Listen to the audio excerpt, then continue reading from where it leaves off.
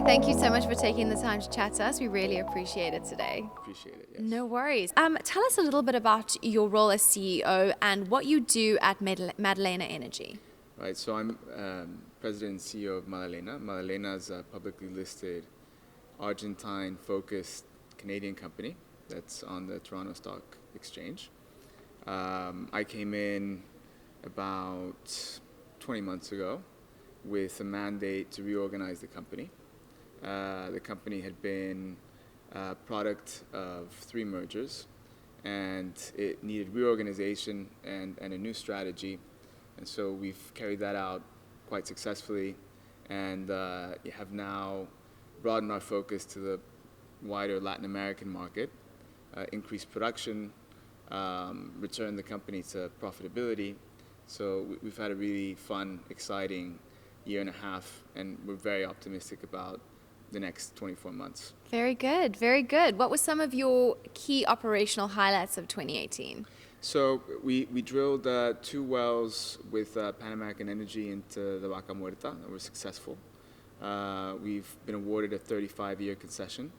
So we're now embarking on a pilot program where we're going to drill another 10 wells starting in January, which is going to unlock massive value for the company.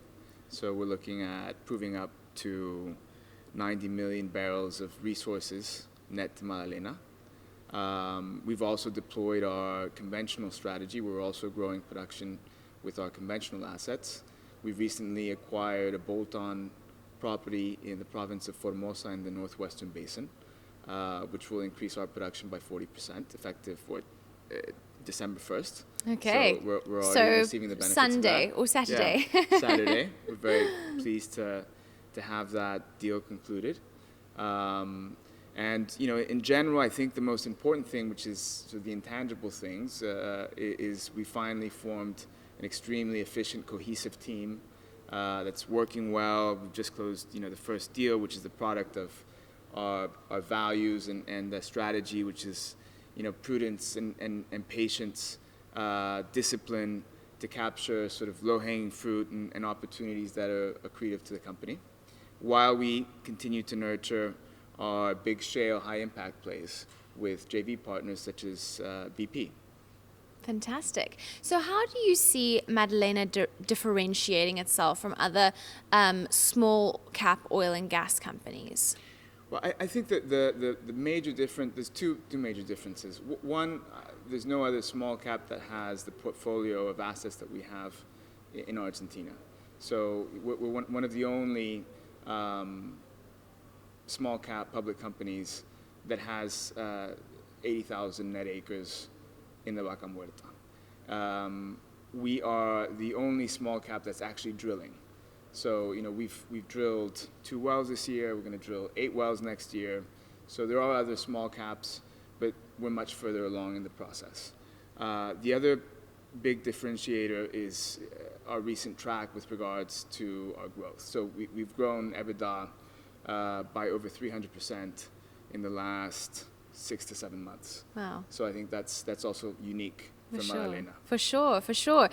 Tell me about these wells that you're going to be drilling in 2019. What else do you hope that the year brings? So, again, we're going to focus on Vaca Muerta with our pilot program with our JV with BP. We're also going to go after more acquisitions. So I think it would be likely that we'll be able to conclude another deal where we'll be acquiring PDPs and reserves. We're also looking at drilling a gas well in our Coirón Amargo Norte concession, where we're partners with Vista, which is a Riverstone-backed company. In general, we're also looking forward to seeing the macro outlook in Argentina further stabilize. In a complicated year where you're going to have presidential elections, but we're very optimistic that there is a likelihood that the current administration will be reelected. But we also think that the way things are going with regards to the development of the E&P industry, regardless of the political situation, we think there'll likely be stability with regards to at least our sector. Sounds good. Looking positive. Now, obviously, the Oil and Gas Council events bring a lot of different players together, especially at this event with WICA. There are, it's finance, it's companies, it's NOCs. So, what would be the message that you would like to send out with regards to Madalena as an investment opportunity?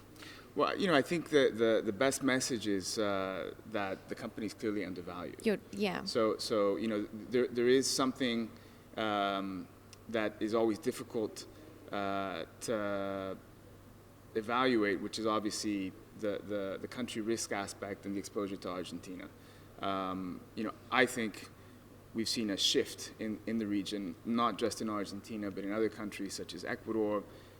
We're seeing that governments understand that you have to have business-friendly policies and continuity and deregulation.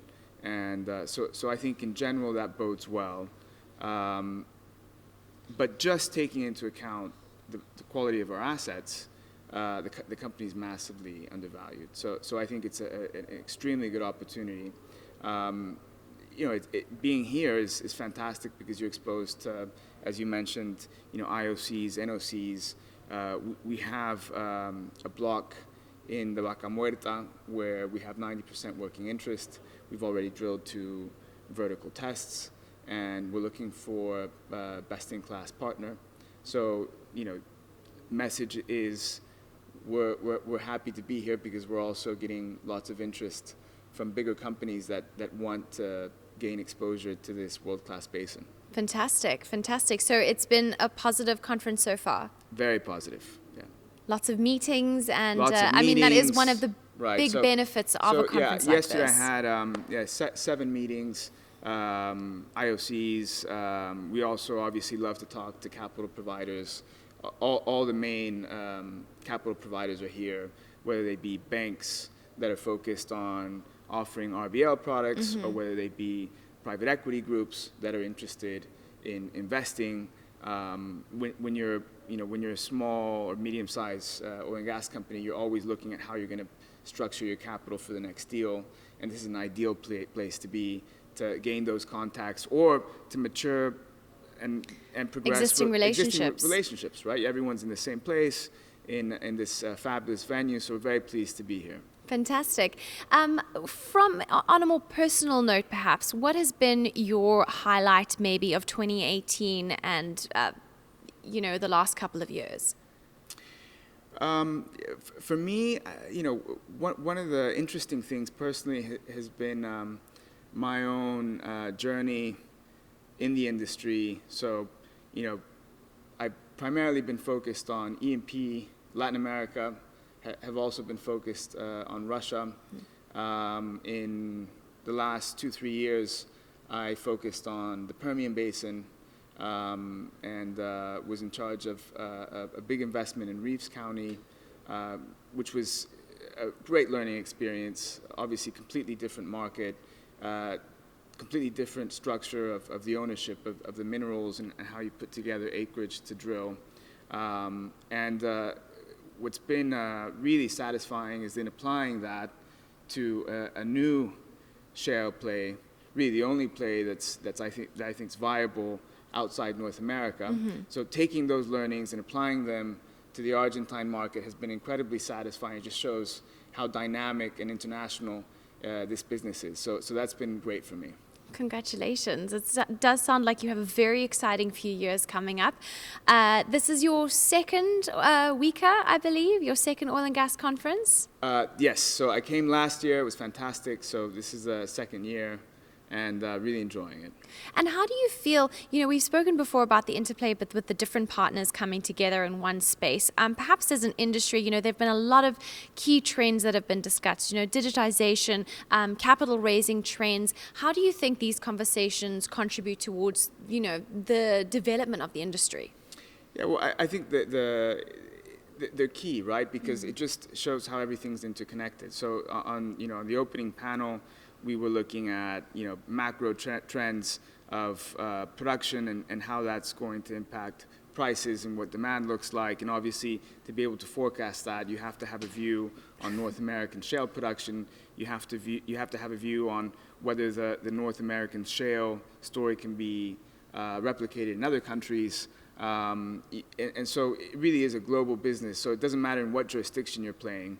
This allows you to have tangible examples from the key actors and players that are talking about, macro, and then distilling that into what's important for our industry and where we're going. And I think that, the message, if I could just summarize, is, we're going to see energy demand.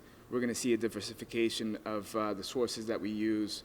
We're going to become more efficient, but the truth is we're going to need both renewables and hydrocarbons. And to be able to do that, we're going to have to be more efficient in this new price environment. I couldn't have said it better myself. Jose, thank you so much again for your time, and all the best for your discussion later today. Thank you so much. Thank you.